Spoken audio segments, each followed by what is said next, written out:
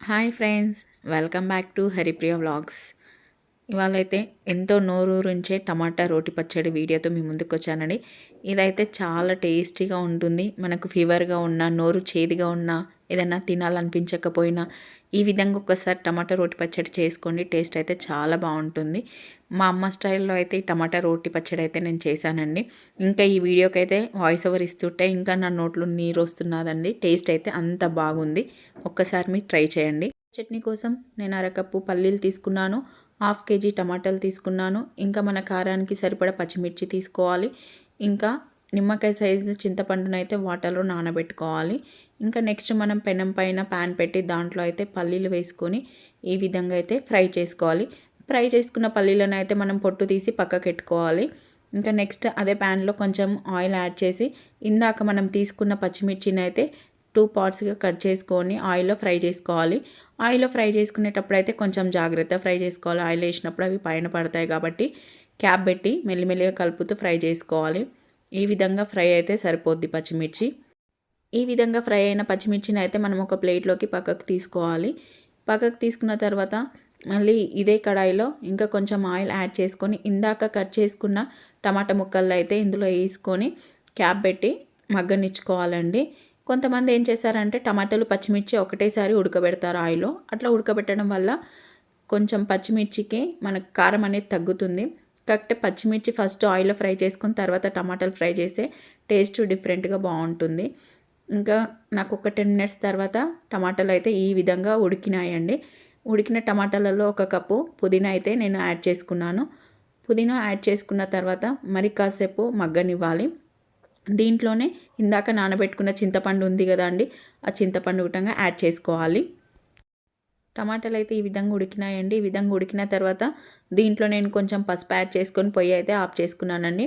ఇంకా టమాటా చట్నీ ప్రాసెస్ అందరికి వచ్చు, రాదని కాదు. ఏంటంటే ఇంకా రోటి పచ్చడి ఎట్లా ఉంటుంది, కొంతమంది తెలియని వాళ్ళ కోసం ఈ వీడియో అయితే పెట్టానండి. ఒకప్పుడైతే మా మమ్మీ అన్ని రోట్లోనే చేసేది. టేస్ట్ అయితే చాలా బాగుంటుండే. ఇంకా గడ్డి నువ్వులని ఒక నల్ల రకం నువ్వులు ఉంటుండే అండి, అవేసి టమాటా చట్నీ వేస్తుండే. టేస్ట్ అయితే చాలా బాగుంటుంది. అది తెలిసిన వాళ్ళు ఎవరైనా, గడ్డి నువ్వులు అంటే తెలిసిన వాళ్ళు ఎవరైనా ఉంటే కమెంట్ సెక్షన్లో కమెంట్ చేయండి. నెక్స్ట్ ఈ విధంగా అయిన టమాటాలని నేను పక్కకు పెట్టుకొని చల్లార్చుకున్నానండి. మనం ఇందాక చెప్పాను కదా రోటి పచ్చడని, ఇంకా ఈ రోట్లో అయితే ఇందాక ఫ్రై చేసి పక్కకెట్టుకున్న పల్లీలను అయితే ఈ విధంగా దంచుకోవాలి. పల్లీలు అయితే ఈ విధంగా మనం వాటర్ వేయకూడదండి. చట్నీలో వాటర్ వేయకుండా పల్లీలను ఈ విధంగా దంచుకోవాలి. నాకు ఒక 10-15 మినిట్స్కి నాకు ఈ విధంగా పొడి అయితే వచ్చింది.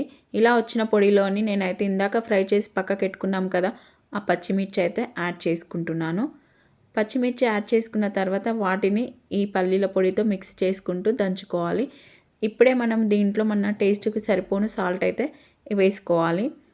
సాల్ట్ వేసుకొని దీన్ని అయితే ఒక పేస్ట్ లాగా చేసుకోవాలి. ఏంటంటే మనం ఇట్లా చేయడానికి కొంచెం టైం ఎక్కువ పడుతుంది. రోట్లో చట్నీ చేయడం అంటే టేస్ట్ అయితే అంత బాగుంటుంది. మనం మిక్సీలో వేయడం ఏంటంటే ఇంకా మనకు చాలా స్మూత్ పేస్ట్ వస్తుందండి. అట్లా స్మూత్ పేస్ట్ రాకుండా ఇట్లా రోట్లో వేయడం వల్ల కచ్చపక్క ఉండడం వల్ల టేస్ట్ అనేది చాలా బాగుంటుంది.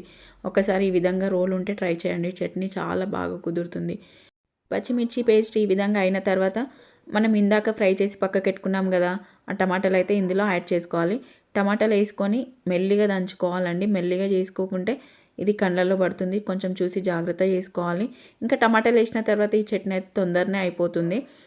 ఇంక ఈ చట్నీ కచ్చపక్క ఉంటేనే బాగుంటుంది. ఈ విధంగా అయితే 2 హ్యాండ్స్ సాయంతో నేను ఇట్లా వేసుకున్న చట్నీ నాకు ఒక 10 మినిట్స్లో చట్నీ ఈ విధంగా అయింది.